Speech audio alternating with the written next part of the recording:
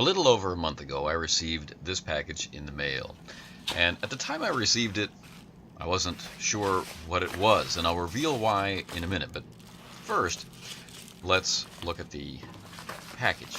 This is your typical heavy-duty padded envelope.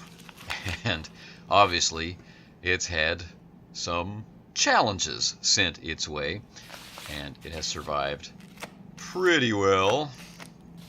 But there's damage all over the envelope, and it looks like somebody stepped on it before it got to me. Now, let's carefully cut it open. Now, there's hard plastic inside that I can feel that you can't see yet. And that's the source of the confusion. I didn't order anything like this. So tearing it open, I can quickly see that it's some kind of like Game Master screen. It looks like a world's greatest screen. It's the first thing that goes through my mind. And that's exactly what it is. I didn't order one. I didn't order a world's greatest screen. So what is this? The mystery, such as it was dispelled as soon as I opened the cover. And inside I see the GM Playmat inserts for Zweihander. They come, once again, wrapped with these two little bands of plastic and a brilliantly colored cover sheet. Underneath that, though, are the Colorblind-friendly GM Playmat inserts. Now, I was expecting these. I'd been in communication with Grim&Perilous Studios and its owner, Daniel Fox, that they were coming my way for review. These are review copies. What I wasn't expecting was that they would come with the screen. Thought that was incredibly generous and a nice gesture. So, let's take a look at the inserts themselves. Voila!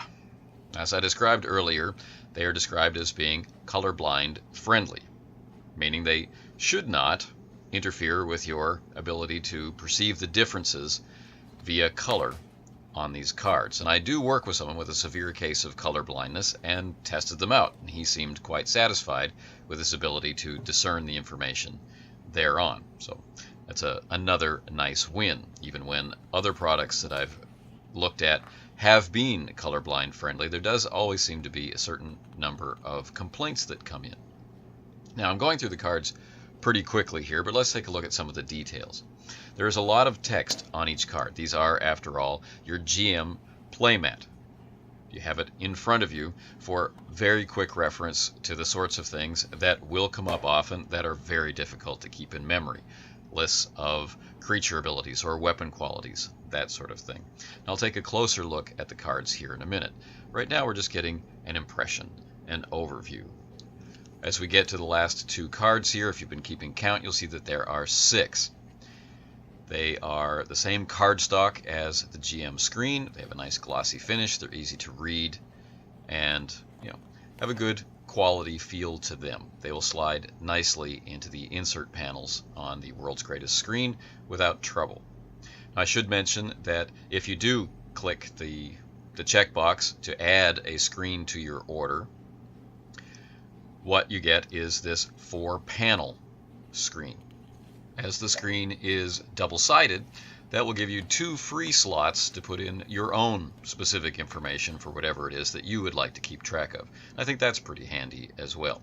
So let's take a closer look at each of the inserts.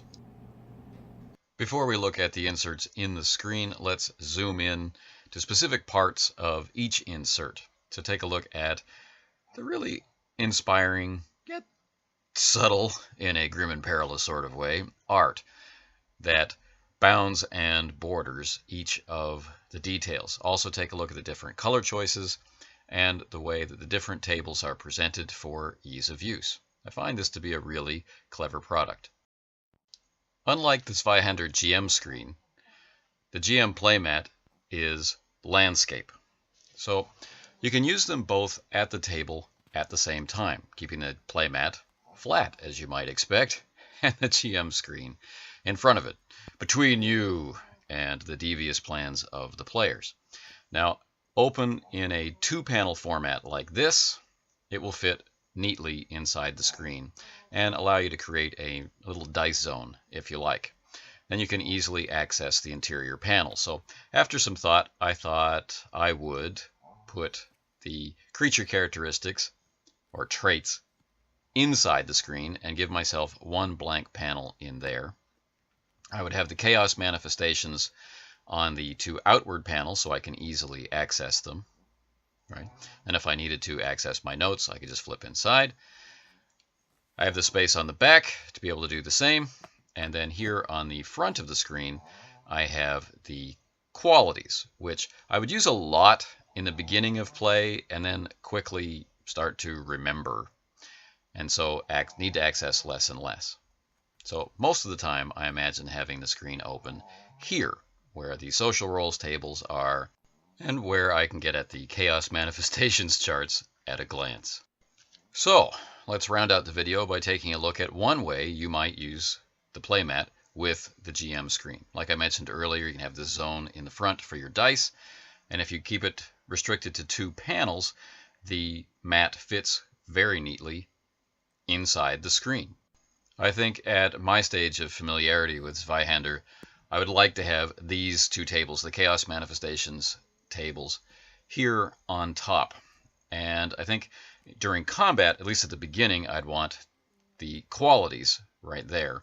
And that's only using 1 panel, so I have space for note paper or scratch paper, whatever I might need. So here's our token roll. We get a 64, and that's power drain. Ooh, that's popular. Anyway, this rounds out our overview of the product itself and how it arrived at my door here in South Korea. I hope it has been useful. The next item we'll cover from Zweihander and Grim&Perilous Studios will be the monster cards. Stay tuned.